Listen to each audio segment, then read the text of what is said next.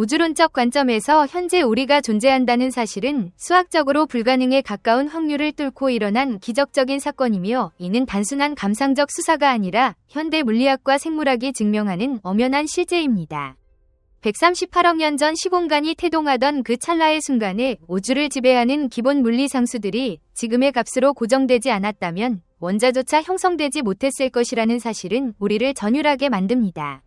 예를 들어 우주 상수라고 불리는 진공 에너지 밀도가 현재의 값보다 아주 조금이라도 컸다면 우주는 급격하게 팽창하여 은하나 별이 형성될 기회조차 없이 차가운 암흑 속으로 흩어졌을 것이며, 반대로 그 값이 조금만 작았더라도 우주는 태어나자마자 다시 수축하여 거대한 불덩어리 속에서 종말을 맞이했을 것입니다. 물리학자들은 이 값이 10의 120승분의 1이라는 기가 막힌 정밀도로 조율되어 있다고 설명하는데, 이는 지구에서 화살을 쏘아 우주 저편에 있는 10원짜리 동전을 정확히 맞히는 것보다 더 어려운 확률입니다. 이러한 미세 조정의 문제는 단순히 우연이라고 치부하기에는 너무나 정교하여 마치 누군가가 생명체의 탄생을 위해 우주의 다이얼을 정밀하게 맞춰놓은 듯한 착각마저 불러일으킵니다. 이 거대한 우주 드라마의 무대 위에서 생명이 싹트기 위해 필요한 조건들을 살펴보면 그 확률적 희소성은 더욱 극대화됩니다.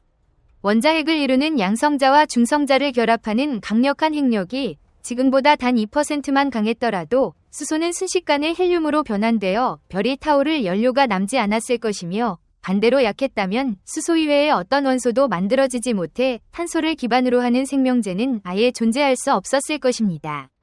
별의 내부에서 일어나는 핵융합 반응을 통해 탄소와 산소가 생성되는 과정 역시 호일 상태라 불리는 특정 에너지 준위의 공명이 없었다면 불가능했을 일입니다.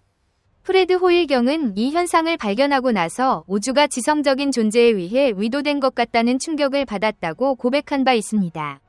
우리는 말 그대로 별의 먼지이며, 초신성이 폭발하며 우주 공간으로 흩뿌린 무거운 원소들이 수십억 년의 시간을 거쳐 다시 뭉쳐 만들어진 존재들입니다. 당신의 오른손에 있는 탄소 원자와 왼손에 있는 탄소 원자가 서로 다른 별에서 기원했을 수도 있다는 사실은 우리가 우주 전체의 역사를 몸에 새기고 있음을 시사합니다.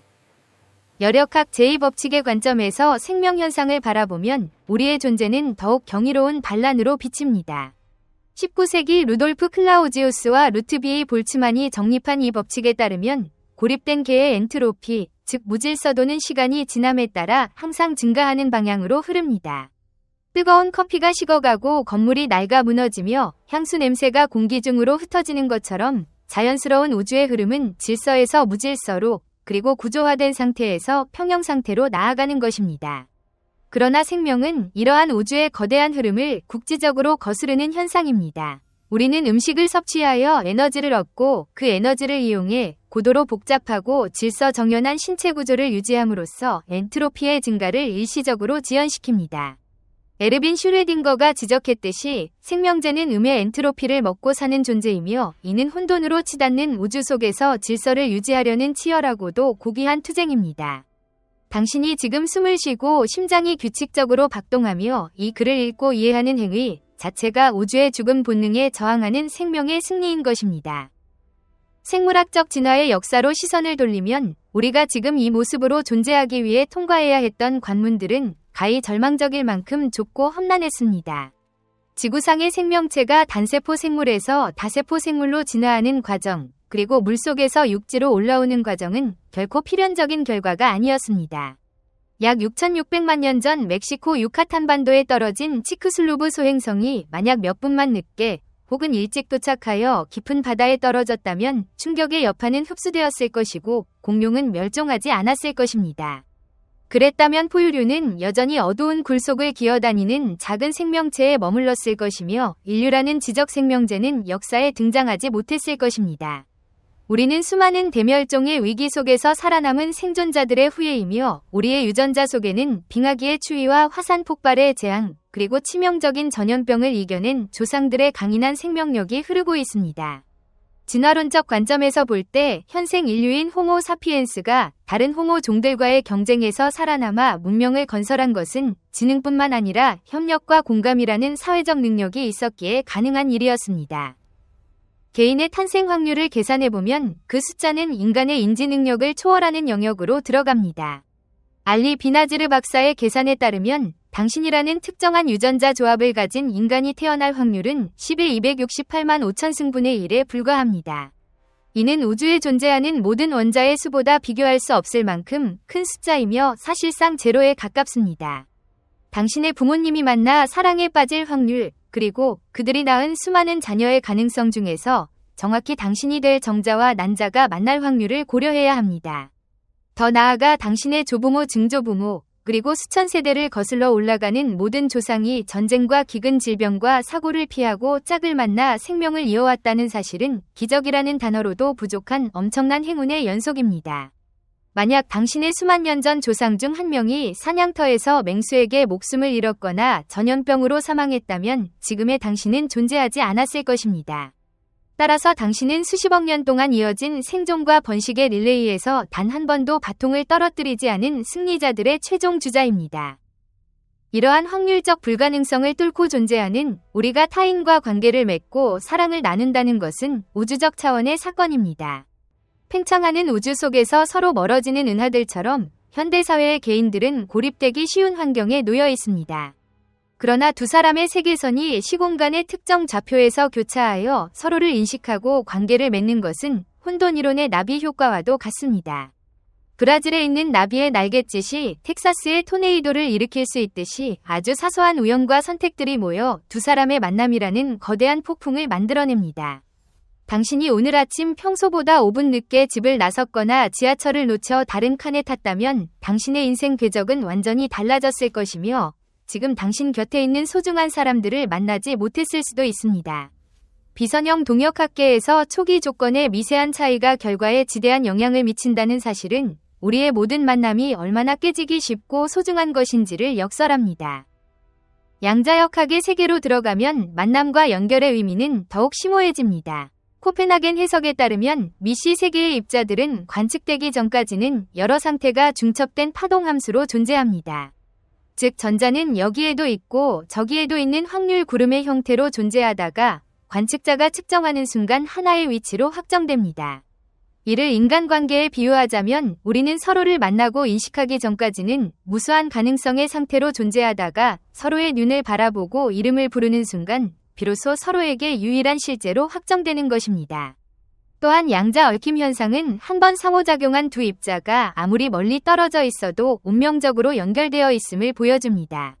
한 입자의 상태가 결정되는 순간 빛의 속도를 초월하여 즉각적으로 다른 입자의 상태가 결정되는 이 현상은 아인슈타인이 유령 같은 원격 작용이라 부르며 의심했던 것이지만 2022년 노벨 물리학상을 통해 그 실제성이 완벽하게 증명되었습니다. 이는 우리가 누군가와 깊은 관계를 맺으면 물리적인 거리를 초월하여 서로의 존재에 영원한 영향을 미칠 수 있음을 시사하는 과학적 은유가 될 수 있습니다. 2026년 하이델베르크 대학교와 에콜 폴리테크니크 페데랄드 로잔의 최신 연구들은 이러한 양자적 현상들이 생물학적 시스템에서도 일어날 수 있는 가능성을 제시하고 있습니다. 특히 뇌의 신경망이나 광합성 과정에서 양자 결맞음 현상이 중요한 역할을 한다는 증거들이 발견되면서 생명과 의식의 본질이 단순히 기계적인 화학 반응을 넘어선 양자적 현상일 수 있다는 가설이 힘을 얻고 있습니다. 만약 우리의 의식이 양자적 기반을 가지고 있다면 우리가 느끼는 사랑과 공감, 그리고 직관적인 연결감은 착각이 아니라 우주의 가장 근본적인 층위에서 일어나는 물리적 실제일지도 모릅니다. 이는 우리가 타인을 사랑할 때 단순히 호르몬의 작용을 넘어 우주의 근원적인 연결 원리에 동참하고 있음을 의미합니다. 정보이론의 관점에서 볼 때 우주에서 정보는 결코 소멸하지 않는다는 원칙은 우리 삶의 순간들이 영원히 보존될 수 있다는 희망을 줍니다. 스티븐 호킹과 레너드 서스킨드 사이의 블랙홀 정보 역설 논쟁을 통해 물리학자들은 정보가 블랙홀 내부로 사라지더라도 사건의 지평선 표면에 저장되거나 호킹 복사를 통해 다시 방출된다는 결론에 도달했습니다. 이는 우리가 살아가며 남기는 모든 기억과 감정, 그리고 관계의 흔적들이 우주라는 거대한 홀로그램 어딘가에 영원히 기록된다는 것을 의미합니다. 비록 우리의 육체는 소멸하고 잊힐지라도 우리가 생성한 정보는 우주의 엔트로피 총량에 기여하며 시공간의 구조 속에 불멸의 흔적으로 남게 됩니다. 따라서 우리가 누군가를 사랑하고 선한 영향력을 끼치는 것은 우주의 역사라는 거대한 도서관에 지워지지 않는 아름다운 문장을 새겨 넣는 행위와 같습니다. 우리는 종종 자신의 삶이 평범하고 무의미하다고 느끼지만 과학의 눈으로 들여다본 우리의 실체는 그 어떤 드라마보다 극적이고 신비롭습니다. 당신의 눈을 구성하는 각막과 수정체 망막의 정교한 구조는 빛이라는 광자를 전기 신호로 바꾸어 뇌에서 이미지로 재구성하는 놀라운 생체 광학 기기입니다. 찰스 다윈조차 눈의 진화를 생각하면 등골이 오싹해진다고 말했을 정도로 이 복잡한 기관이 자연 선택을 통해 만들어졌다는 사실은 경이로운 그 자체입니다. 또한 당신의 뇌 속에 있는 1000억 개의 뉴런과 그들을 연결하는 100조 개의 시냅스는 우주의 별들보다 더 많은 연결 가능성을 가지고 있습니다. 이 거대한 신경망 속에서 의식이 피어오르고 자아를 인식하며 우주의 기원을 사유한다는 것은 물질이 스스로를 이해하기 시작했다는 우주적 사건입니다. 칼 세이건의 말처럼 우리는 우주가 자신을 알아가는 방법이며 우리의 눈과 귀와 생각은 우주가 자신의 아름다움을 감상하기 위해 만들어낸 감각기관인 것입니다. 결국 불가능한 것들의 로맨스란 차갑고 무심한 물리법칙이 지배하는 우주에서 생명과 의식, 그리고 사랑이라는 기적을 피워낸 우리 존재에 대한 찬사입니다. 확률적으로 우리는 존재하지 않았어야 마땅합니다. 그러나 우리는 여기 존재하며 숨쉬고 생각하고 사랑합니다. 이 압도적인 확률의 승리 앞에서 우리는 겸허해질 수밖에 없으며 동시에 무한한 자부심을 느껴야 합니다. 당신이 오늘 마주치는 모든 사람과 사물, 그리고 풍경들은 138억 년의 우주 역사가 빚어낸 유일무이한 걸작들입니다. 길가에 피어난 이름 모를 꽃 한 송이조차도 태양의 빛을 에너지로 바꾸는 양자역학적 마법을 부리고 있으며 수십억 년의 진화 정보를 담은 DNA라는 도서관을 품고 있습니다. 이러한 과학적 진실을 깨닫는 순간 세상은 더 이상 지루한 일상이 아니라 매 순간이 기적과 경이로움으로 가득 찬 축제의 장으로 변모합니다. 우리가 겪는 고통과 슬픔조차도 살아있음의 증거이며 엔트로피에 저항하는 과정에서 발생하는 필연적인 마찰열일지도 모릅니다. 무질서로 향하는 우주의 거대한 흐름 속에서 질서를 유지하고 관계를 지키려는 노력은 힘들 수밖에 없습니다. 그러나 바로 그 힘겨움이 우리의 존재를 더욱 빛나게 만듭니다. 어둠이 짙을수록 촛불이 더 밝게 빛나듯이 허무와 혼돈으로 가득 찬 우주 배경 속에서 피어난 생명과 사랑의 불꽃은 그 희소성 때문에 더욱 아름답고 소중합니다. 우리는 확률이라는 차가운 숫자에 굴복하지 않고 희망이라는 변수를 대입하여 불가능을 가능으로 바꾸는 연금술사들입니다. 과학은 우리에게 우주의 광활함과 우리의 미미함을 동시에 보여주지만 역설적으로 그 미미함 속에 깃든 위대함을 증명해줍니다. 이제 우리는 더 이상 우주를 차가운 기계장치로만 바라볼 수 없습니다. 우주는 끊임없이 생성하고 변화하며 관계 맺는 역동적인 유기체이며 우리는 그 거대한 흐름의 일부이자 주체입니다. 2026년의 최신 과학은 암흑에너지와 암흑물질의 상호작용이 우주의 구조를 형성하고 운하들의 분포를 결정한다는 사실을 밝혀내고 있습니다. 보이지 않는 이 거대한 힘들이 우주를 지탱하고 있듯이 우리 삶을 지탱하는 것 또한 눈에 보이지 않는 사랑과 신뢰 그리고 희망과 같은 가치들입니다. 물질 세계의 법칙과 정신 세계의 가치가 서로 다른 언어로 쓰여 있을지라도 그 본질은 하나로 통하고 있습니다. 그것은 바로 연결과 조화 그리고 생명을 향한 끊임없는 지향성입니다. 이 장엄한 우주적 서사시 속에서 당신이라는 존재는 우연의 산물이 아니라 우주가 오랜 시간 공들여 준비한 필연적인 기적임을 기억하십시오. 이 거대한 우주적 드라마에서 우리는 단순한 관객이 아닙니다. 양자역학의 코펜하겐 해석이 시사하듯 관찰자가 존재하지 않는 우주는 확정되지 않은 가능성의 파동에 불과할지도 모릅니다. 당신이 밤하늘을 올려다보며 별의 아름다움을 인지하는 그 순간 비로소 우주는 차가운 물질 덩어리에서 벗어나 의미를 가진 실체로 확정됩니다. 이는 곧 당신의 시선과 의식이 우주를 완성하는 마지막 퍼즐 조각임을 의미합니다. 열역학 제2법칙이 지배하는 무자비한 시간의 화살 앞에서도 생명은 정보를 복제하고 전달하며 엔트로피의 파도를 거슬러 올라갑니다. 이것은 물리학적으로 설명하기 힘든 숭고한 저항이며 무질서 속에서 질서를 창조해내는 생명 고유의 권능입니다. 우리는 이 시점에서 보이지 않는 진실을 규명하기 위해 평생을 바친 수많은 지성들에게 깊은 경의를 표해야 합니다. 불확정성의 원리를 통해 현실의 본질이 고정된 것이 아닌 확률임을 밝혀낸 20세기의 선구자들부터 2026년 현재 하이델베르크와 비엔나의 연구실에서 양자 얽힘의 신비를 풀고 있는 현대 물리학자들에 이르기까지 그들의 헌신은 인류가 단순한 생존을 넘어 존재의 이유를 탐구할 수 있게 만든 등대와 같습니다. 그들이 밝혀낸 방정식과 이론들은 차가운 수식이 아니라 인간이 우주의 언어를 이해하려는 가장 뜨거운 러브레터였습니다.